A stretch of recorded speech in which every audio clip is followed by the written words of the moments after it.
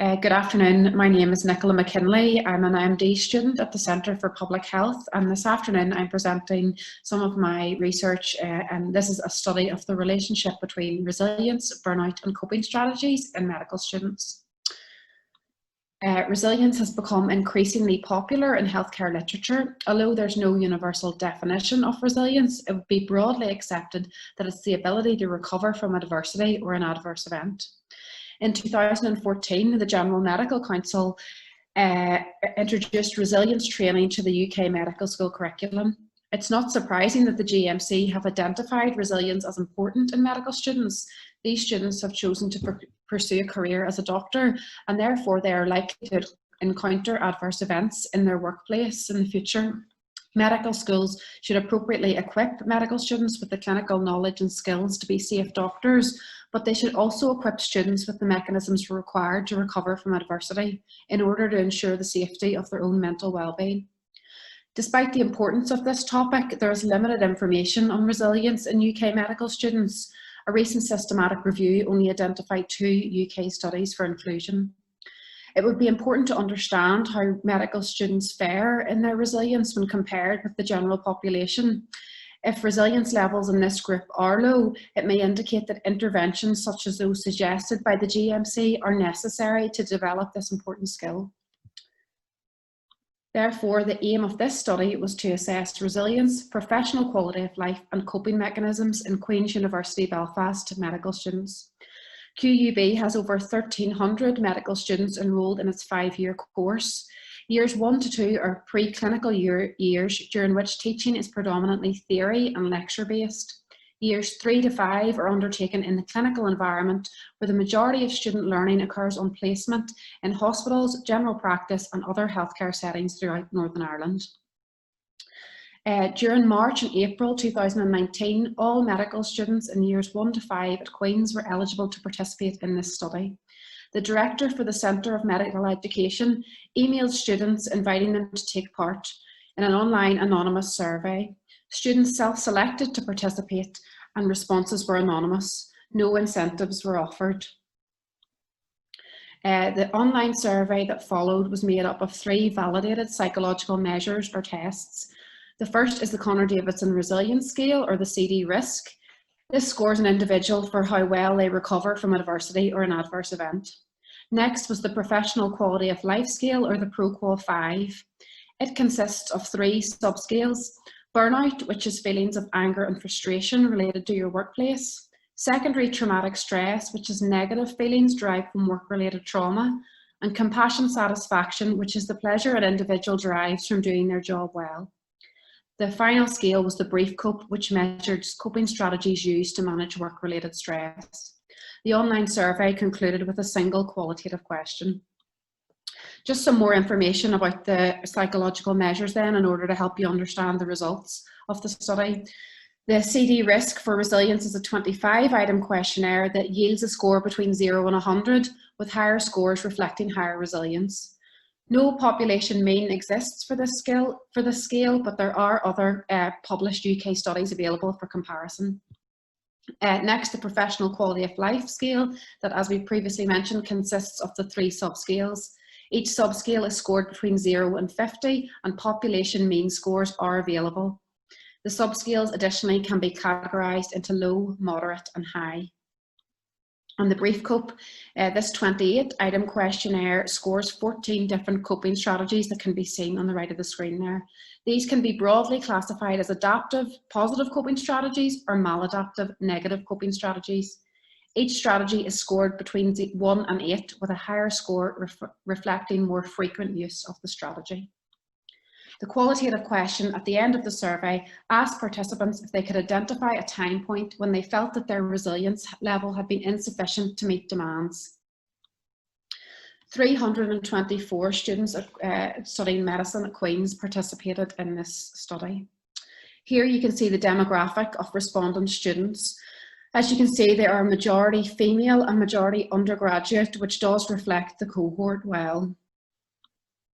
And here are the scores from some of the psychological measures that were used. So in red, you can see presented the scores for the Queen's medical students.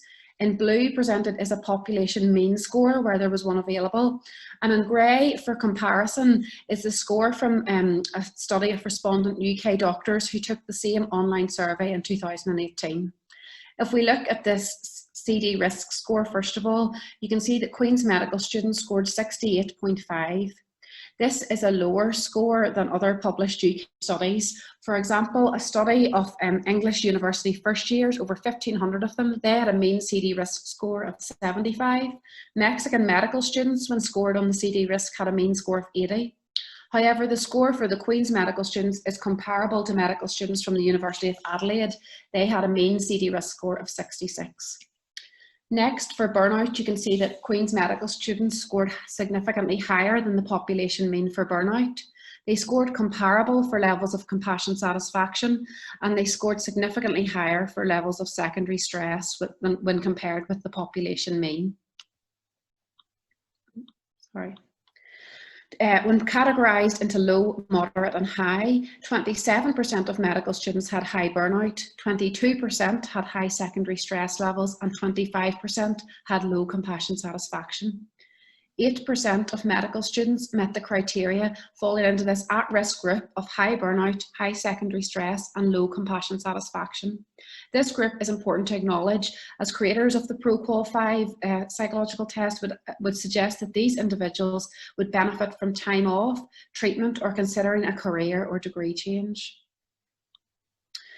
In terms of other demographics, resilience levels were relatively stable for all 5 years of medical students. The only other demographic that appeared to have any influence was, surprisingly, the preclinical students, who predominantly learned from theory and lecture-based material, had significantly higher compassion satisfaction than their clinical peers who were learning in the clinical environment, encountering patients. Next, when we look at coping mechanisms, you can see here in blue presented the adaptive coping strategies mean scores and the maladaptive coping strategies presented in orange. The most frequently reported coping mechanism by this cohort was the adaptive strategy of active planning. Active coping was also frequently reported as well. Some maladaptive strategies that were frequently cited were self-distraction and self-blame. Of the respondent students, just over 38% completed the free text response question. A template analysis was used to extract themes from the data, whereby codes are assigned and themes are extracted from the qualitative data. These are some of the themes that were cited by medical students as reducing their resilience. Examinations really dominated the responses, with 25% of all the codes assigned in the template analysis being contributed to examinations. Students cited that they had a heavy workload, they struggled with continuous assessment, failing exams and being dissatisfied with their results. Also frequently cited was clinical placements. Students reported that they found the transition to the clinical environment as difficult.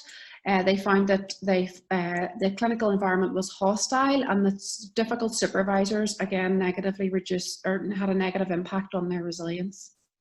Some students reported that financial difficulties reduced their resilience, particularly postgraduate students. Some students reported feeling isolated.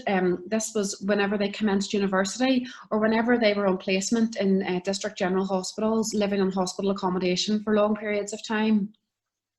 Again, transitions were highlighted as a resilience reducing time for medical students. They reported, again, commencing university and clinical placements as being difficult, but also returning from medical electives and commencing anatomy dissection.